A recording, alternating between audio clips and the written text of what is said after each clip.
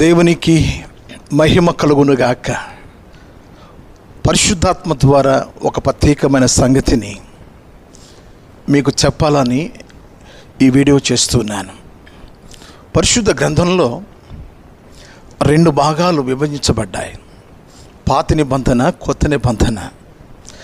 పాత నిబంధనలో 39 పుస్తకాలు, కొత్త నిబంధనలో 27 పుస్తకాలు దేవుడు మనకిచ్చారు. పాత నిబంధనలో చివర 12 చిన్న ప్రవక్తల పుస్తకాలు ఉన్నాయి. ఈ 12 చిన్న ప్రవక్తల పుస్తకాలు చాలా అమూల్యమైనవి.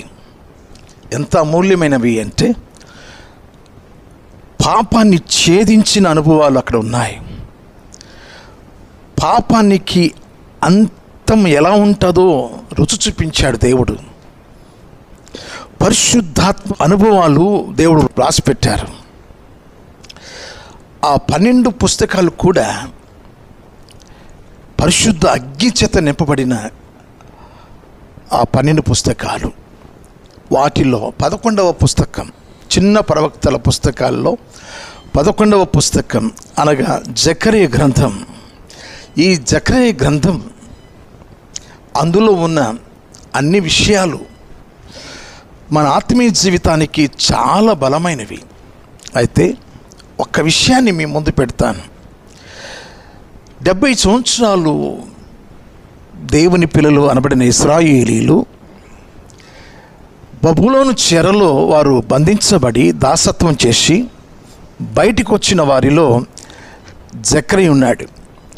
ఎప్పుడైతే ఆయన బయటికి వచ్చాడో, వెలుపలకు వచ్చాడో, ఆ ప్రజలకు ఏ సందేశం ఇవ్వాలో ఆ సందేశం ఈ గ్రంథంలో ఇవ్వబడింది. ప్రియులారా, నేను మీకు చెప్పదలసిన ఒక అమూల్యమైన సత్యాన్ని పరిశుద్ధాత్మ ద్వారా మీకు చెప్పాలని ఆశిస్తూ ఉన్నాను. అదేంటి అంటే, జకరియా గ్రంథం ఈ యొక్క గ్రంథం రాసినప్పుడు జకరియా గారు ఎప్పుడు రాశారంటే క్రీస్తుకు పూర్వము 537వ సంవత్సరంలో ఈ గ్రంథాన్ని దేవుడు ప్రవక్త గారైన జకరియా గారి ద్వారా వ్రాయబడింది. ఈ జకరియా గ్రంథంలో 8 దర్శనాల గురించి ఉంటాయి. ఈ 8 దర్శనాల గురించి ఒక్క వీడియోలో మనం చేయలేం. కానీ ఒక సంగతి మాత్రం, ఆ 8 దర్శనాల్లో ఒక సంగతి మాత్రం మీకు వివరిస్తాను. అయితే మొచ్చుకు మీకు ఆ రెఫరెన్స్ చెప్తాను, రాసుకోండి, వినండి. మొదటి దర్శనం రథములు, మొదటి అధ్యాయం 7వ వచనం మొదలుకొని 17 వచనాల వరకు ఆ రథాల గురించి రాయబడ్డాయి. రెండవ దర్శనం 4 కొమ్ముల గురించి రాయబడ్డాయి. మొదటి అధ్యాయం 18వ వచనం మొదలుకొని 21వ వచనం వరకు ఆ 4 కొమ్ముల గురించి ఏ దర్శనం అయితే ఇచ్చాడో ఆ దర్శనం గురించి రాయబడ్డాయి. మూడవ దర్శనం కొలనూలు, 2వ అధ్యాయం 1 నుండి 13 వచనాలు చదివినప్పుడు ఆ విషయాలు అక్కడ ఉంటాయి. 4వ దర్శనం ప్రధాన యాజకుడైన యెహోషువను సిద్ధపరిచి శుద్ధీకరణ చేయుట. 3వ అధ్యాయం మొదటి 10 వాక్యాల్లో ఆ విషయాలు రాయబడ్డాయి. 5వ దర్శనం సువర్ణమయమైన దీపస్తంభం, దాని గురించి 4వ అధ్యాయం మొదటి 4 వాక్యాల్లో మనం చూడవచ్చు. 6వ దర్శనం ఎగిరిపోవు పుస్తకం, దీని గురించి 5వ అధ్యాయం మొదటి 4 వాక్యాల్లో మనం చూడవచ్చు. 7 కొలతూములో కూర్చున్న స్త్రీ, 5వ అధ్యాయం 5వ వచనం మొదలుకొని 11 వచనాల్లో చూడవచ్చు. 8వ దర్శనం రథములు, గుర్రములు, 6వ అధ్యాయం మొదటి 8 వాక్యాల్లో మనం చూడవచ్చు. ప్రియులారా, ఈ దర్శనాల్లో 6వ దర్శనం జకరియా గ్రంథం 5వ అధ్యాయం మొదటి 4 వాక్యాల్లో ఎగిరిపోవు పుస్తకం గురించి రాయబడింది. ఎగిరిపోవు పుస్తకం, ఆకాశంలో పిల్లలు గాలిపటాలు ఎగురు వేస్తుంటే చూడముచ్చటగా ఉంటుంది.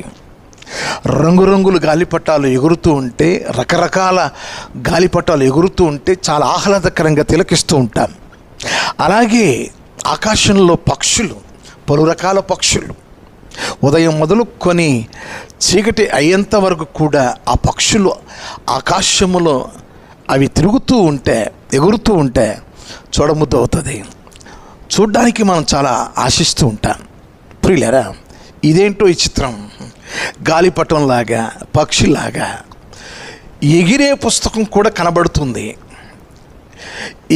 ఎగిరిపోవచ్చున్న పుస్తకం గురించి ప్రజలకు తెలియాలి.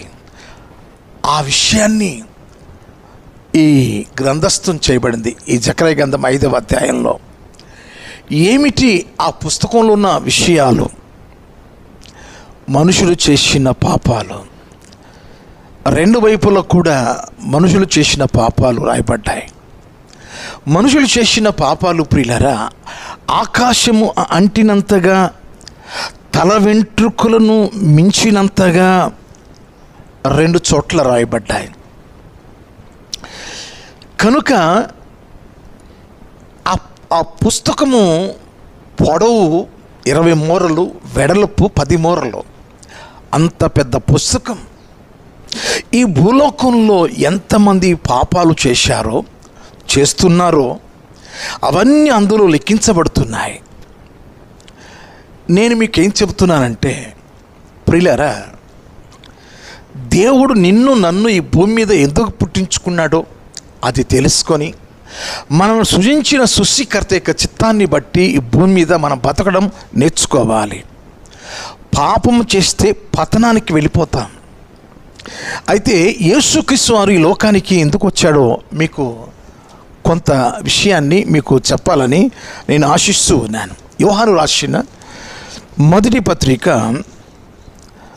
3వ అధ్యాయం, యోహాను రాసిన మొదటి పత్రిక 3వ అధ్యాయం 5-6 వాక్యాల్లో, పాపములను తీసివేయుటకై ఆయన ప్రత్యక్షమాయనని మీకు తెలియను. ఆయన యందు పాపమేమీ లేదు. ఆయన యందు నిలిచి ఉండువాడు ఎవడను పాపము చేయడు. పాపం చేయవాడు ఎవడను ఆయనను చూడను లేదు, ఎరుగను లేదు. పాపములను తీసివేయుటకై ఆయన ప్రత్యక్షమాయను. ఈ లోకంలోకి మానవ అవతారిగా, దేవుడు మానవ అవతారిగా ఎందుకు రావాల్సి వచ్చిందంటే, మనుషులు ఉన్న పాపాలన్నీ తొలగించాలని, కడిగివేయాలని సిలువలోకి వెళ్ళి తన రక్తమును ఆయన ధారపోసాడు. యేసు రక్తం మనలను మన పాపములను పవిత్రులుగా చేస్తుంది అని యోహాను రాసిన మొదటి పత్రిక 1వ అధ్యాయం 7వ వాక్యంలో, అది మన మనస్సాక్షిని శుద్ధి చేస్తుంది అని, ఆయన కృపా సింహాసనం ఎదుట ధైర్యముగా ప్రవేశింపచేస్తుంది అని, మన మీద ఉన్న శిక్షను తొలగిస్తుంది అని, ఆ రక్తమే మనల్ని నీతిమంతుడిగా మారుస్తుంది అని, ఆయన మనలో ఉన్న పాపములను తీసివేయడానికి ఆయన రక్తము కార్చాడు. ఈరోజు ప్రియ దేవుని పిల్లరా, ఏ ఒక్కరు కూడా పాపములో నిలిచి ఉండకూడదు. యోహాను రాసిన మొదటి పత్రిక 3వ అధ్యాయం 8-9 వాక్యాలు చదువుతున్నాను. అపవాది మొదటి నుండి పాపము చేయుచున్నాడు గనుక పాపం చేయవాడు అపవాది సంబంధి. అపవాది యొక్క క్రియలను లయపరచుటకే దేవుని కుమారుడు ప్రత్యక్షమాయను. దేవుని మూలముగా పుట్టిన ప్రతి వానిలో ఆయన బీజము నిలుచును గనుక వాడు పాపము చేయడు. వాడు దేవుని మూలముగా పుట్టినవాడు గనుక పాపము చేయచాలడు. దేవుని వాక్య బీజం మనలో నిలుస్తుంది కనుక మనం పాపము చేయము, పాపము చేయజాలం. ఆ వాక్యపు బీజం మనల్ని పవిత్రులుగా చేస్తుంది. నా ప్రియ దేవుని పిల్లరా, ఒక విచిత్రమైన సంగతి మీకు చెప్తాను. ఆయన కనుదృష్టి లోకమంతటా సంచారం చేస్తుంది. ఆయన కన్నులు ఎలాంటివి అంటే, నేను చెప్తున్నాను, స్కాన్ మన శరీర అవయాల్లో ఉన్న రోగాన్ని ఏ రీతిగా తెలియపరుస్తుందో ఆయన కనుదృష్టి ఒక స్కాన్ వంటిది. ఆ స్కాన్ లాగా ఆ కిరణాలు మనలోకి వెళ్ళినట్టు ఆయన కనుదృష్టి మనం చేసే ఆంతర్యములో ఉన్న, మన లోపల ఉన్న విషయాలు కూడా ఆయన కనుదృష్టి చూస్తుంది. చెప్పమంటారా? ఆదికాండం 6వ అధ్యాయం 5-6 వాక్యాల్లో మనం చూడవచ్చు. నరుల చెడుతనం భూమి మీద గొప్పదనియు, వారి హృదయం యొక్క తలంపులలోని ఊహ అంతయు ఎల్లప్పుడు కేవలము చెడదనియు యెహోవా చూచి, తాను భూమి మీద నరులను చేసినందుకు యెహోవా సంతాపమునొంది తన హృదయంలో నోచుకొనెను. యెహోవా చూచి ఏం చూశాడు? హృదయాన్ని చూశాడు, తలంపులను చూశాడు, ఊహలను చూశాడు. హృదయంలో ఉన్న పాపాలు, తలంపులో ఉన్న పాపాలు, ఊహల్లో ఉన్న పాపాలను ఆయన చూచి, ఈ భూమి మీద నరులను ఎందుకు చేశానా అని సంతాపడ్డాడు, ఏడ్చాడు. అంత మాత్రమే కాదు ప్రియులారా, యోహాను సువార్త 2వ అధ్యాయం 24వ వాక్యాన్ని నేను చదువుతున్నాను. అక్కడ ఏముందో చూద్దాం ప్రియులారా. అయితే యేసు అందరిని ఎరిగినవాడు గనుక ఆయన తన్ను వారి వశము చేసుకొనలేదు. ఆయన మనుషుని ఆంతర్యమును ఎరిగినవాడు. ఆయన మనుషుని ఆంతర్యమును ఎరిగినవాడు. మనుషుల హృదయాన్ని, మనుషుల తలంపులను, మనుషుల ఊహలను, మనుషుల ఆంతర్యమును ఏ రీతిగా స్కాన్ తీస్తుందో ఆయన కనుదృష్టి మనం చూస్తుంది ప్రియులారా. కనుక రహస్యంగా ఉన్న, బహిరంగ ఉన్న ఆయన కనుదృష్టి మన మీద ఉంది అన్న సంగతి మర్చిపోవద్దు. లోకమందంతటా ఆయన కనుదృష్టి సంచారం చేస్తుంది ప్రియులారా. ఆ వాక్యం దినవృత్తాంతముల 2వ గ్రంథం 16వ అధ్యాయం 9వ వాక్యంలో ఉంది. లోకమందంతటా ఆయన కనుదృష్టి సంచారం చేస్తుంది. కనుక మనం ఇప్పుడు చేయాల్సిన పని ఒకటి ఉంది ప్రియులారా. అదేంటి అంటే, దేవుడు మనకిచ్చిన రక్షణను భయముతో, వణుకుతో మనం కాపాడుకోవాలి. ఆ విషయాన్ని పౌలు గారు ఫిలిప్పీయులకు రాసిన పత్రిక 2వ అధ్యాయం 12వ వాక్యంలో ఆయన రాశారు.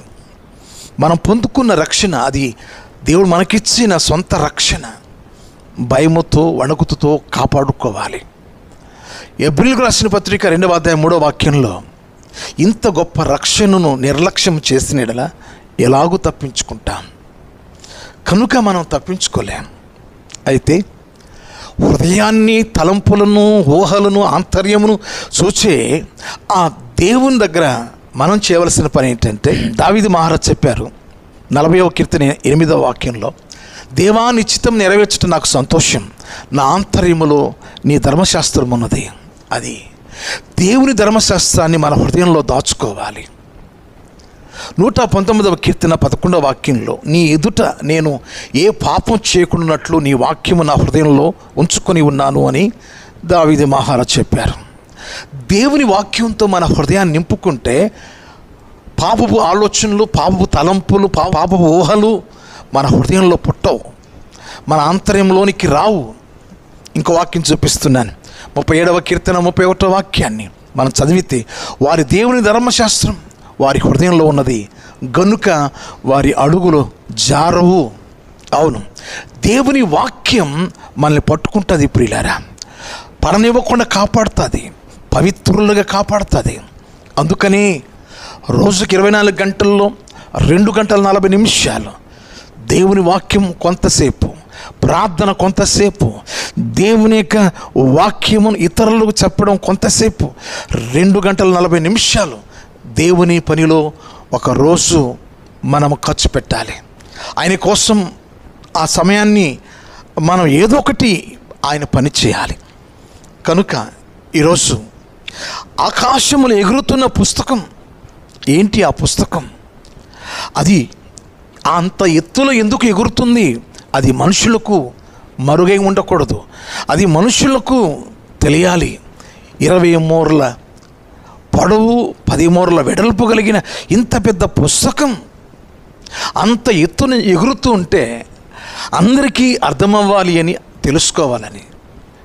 అవును, మనుషుల పాపాలకు అంతిమం ఎలా ఉంటుందో ఆ గ్రంథంలో ఉంది. దీని గురించి ప్రకటన గ్రంథంలో ఏం చెప్పబడుతుంది అంటే, మనం ప్రకటన గ్రంథం 20వ అధ్యాయం 12వ వాక్యంలో జీవ గ్రంథమును వేరొక గ్రంథమును యోహాను గారికి దేవుడు చూపించారు. జీవ గ్రంథములో నీతిమంతుల పేర్లు గొర్రెపిల్ల రక్తంతో రాయబడ్డాయి. ఆ జీవ గ్రంథంలో ఎవని పేరైతే కనబడదో వాడు అగ్నిగుండంలో వేయబడతాడని ఆ కింద 15వ వాక్యంలో ఉంది. వేరొక గ్రంథము అంటే జకర్యా గ్రంథంలో ఎగురుతున్న పుస్తకమే. మనుషుల పాపాలు అందులో రాయబడ్డాయి. ప్రియులారా, మరుగై ఉండడానికి వీల్లేదు, మరుగుగా ఉండడానికి వీల్లేదు. ఆయన కనుదృష్టికి సమస్తము స్పష్టమే. కనుక మనం రోమిలకు రాసిన పత్రిక 14వ అధ్యాయం 12వ వాక్యంలో మనలో ప్రతి వాడు తన గురించి తాను దేవునికి లెక్క అప్పగించవలసి ఉంది. క్రీస్తు న్యాయపీఠం ఎదుట నిలవలసి ఉంది. దాన్ని తప్పించుకోవాలి అంటే దేవుడు మనకిచ్చిన రక్షణను మనం కాపాడుకోవాలి. ఎలా కాపాడుకోవాలి? అవును ప్రియులారా, పరిశుద్ధాత్మ దేవుడట సత్యముని సర్వసత్యములోనికి నడిపిస్తాడట. ఇంకా చెప్పమంటారా, రోమిలకు రాసిన పత్రిక 5వ అధ్యాయం 5వ వాక్యంలో పరిశుద్ధాత్మ దేవుడు మనకు అనుగ్రహించి ఉండగా ఆ పరిశుద్ధాత్మ ద్వారా ఆయన ప్రేమ అనగా క్రీస్తు ప్రేమ మన హృదయంలో సమృద్ధిగా కుమ్మరించబడి ఉన్నది. అంటే ఈ భూలోకంలో ఈ పరిశుద్ధ గ్రంథంలో ఒకే ఒక వాక్యంతో మిళితం చేయబడింది. గలతీయులకు రాసిన పత్రిక 5వ అధ్యాయం 14వ వాక్యంలో నిన్ను వలె నీ పొరుగు వారిని ప్రేమించు. ఈ ప్రేమ కలిగి దేవుని వాక్యము ద్వారా పరిశుద్ధాత్మ ద్వారా పరిశుద్ధంగా మనము సమాధి అయ్యేంత వరకు మనం జీవించాలి. మనుషుల మధ్య ఉన్న, మనుషుల లేని సమయంలో ఉన్న దేవుని భయం కలిగి మన సొంత రక్షణను మనం కాపాడుకోవలసి ఉంది. అపోస్తల కార్యముల గ్రంథం 17వ అధ్యాయం 31వ వాక్యంలో ఉంది, భూలోకములు నివసిస్తున్న ప్రతి వారికి తీర్పు దినం ఒకటి నియమించబడి ఉన్నది. గొర్రెపిల్ల క్రీస్తు బలిపీఠం ఎదుట నిలవలసి ఉంది. క్రీస్తు న్యాయపీఠం ఎదుట నిలబడవలసి ఉంది. దేహముతో జరిగించిన ప్రతి క్రియను దేవుడు తీర్పు తీర్చబోతున్నాడు. గొర్రెపిల్ల ఉగ్రత దినమందు రాజులు, సామంతులు, మంత్రులు, అధికారులు, గొప్పవారు ప్రతి ఒక్కరంట ఆ గొర్రెపిల్ల యొక్క ఉగ్రతకు తట్టుకోలేక పర్వతాల్లో, స్వరంగాలలో, కొండల్లోకి వెళ్ళిపోతున్నారంట. మీరు మమ్మల్ని చంపేసేయండి, మమ్మల్ని కప్పమని ప్రకటన గ్రంథం 6వ అధ్యాయం 15 నుండి 17 వాక్యాల్లో మనం చూడవచ్చు. కనుక మనం ఉదయం నుంచి సాయంకాలం ఏం మాట్లాడుతున్నామో సుమారుగా 10,000 మాటలు మాట్లాడతాం. ఆ 10,000 మాటల్లో ఏ మాత్రం ఒక్క కాని మాట పలికితే మోషేను పాలు తేనెలు ప్రవహించే దేశానికి దేవుడు పంపలేదు. మన మాట ఎక్కడ కూడా అపవిత్రతగా ఉండకూడదు. అందుకోసమే లేఖనంలో ఏముంది అంటే 56వ కీర్తన 8వ వాక్యంలో, దేవా నా సంచార దినములను నీవు లెక్కించి ఉన్నావు. మన కదలికలు, మన చర్యలు, మన యొక్క పనులు దేవుడు రాస్తున్నాడు, లెక్కిస్తున్నాడు, ఒక పుస్తకంలో రాస్తున్నాడు. మనం ఎవరు తప్పించుకోలేము. అయితే నేను మీకు ఒక విషయం చెప్తున్నాను. రోమిలకు రాసిన పత్రికలో 14వ అధ్యాయం 8వ వాక్యంలో మనం బతికినను ప్రభువారమై ఉన్నాం, చనిపోయినను ప్రభువారమై ఉన్నాం. ఆ సాక్ష్యం కలిగి జీవితం భూదిగంతముల వరకు ఆయన కొరకే ప్రత్యక్ష సాక్షులుగా జీవితం. అవసరమైతే అతసాక్షులుగా మారుతాం. మనం ఉన్నంతకాలం ఈ భూమి మీద దేవునికి సాక్షులంగా సాగిపోతాం. మంచిది ప్రియులారా, ఆ ఎగురుతున్న పుస్తకంలో మీ పేర్లు ఉండకూడదని నేను కోరుచు, జీవగ్రంథంలో ఉండేటట్టుగా మీ క్రియలను పరిశుద్ధ క్రియలుగా ఉంచుకోండి. తెస్సలోనికీయులకు రాసిన మొదటి పత్రిక 4వ అధ్యాయం 7వ వాక్యంలో, పరిశుద్ధుల గుట్టకే దేవుడు మనల్ని పిలిచెను, అపవిత్రులుగా ఉండడానికి ఆయన మనల్ని పిలవరాలేదు. దేవుడు మనల్ని పవిత్రులుగా చేశాడు. ఆయన రక్తం మనల్ని కడిగినది, మనల్ని పరిశుద్ధపరిచింది. ఈ యొక్క ఇహలోక మాలిన్యం అంటకుండగా మనం కాపాడుకుందాం. మన ఆత్మను, మన శరీరాన్ని కాపాడుకుందాం. వెనుక ఉన్న వాటిని మరచి ముందున్న ప్రభు వైపు ఆయన పిలిచిన ఆ పిలుపును బట్టి ఆ గురి యొద్దకే పరిగెత్తాం. యేసయ్య మన గురి, మన గమ్యం పరలోకం. అట్టి కృప దేవుడు మనకు అనుగ్రహించి ఆశీర్వదించును గాక. మెండారుగా దేవుడు మిమ్మల్ని దీవించును గాక. May God bless you. మీకు నా వందనాలు. Thank you.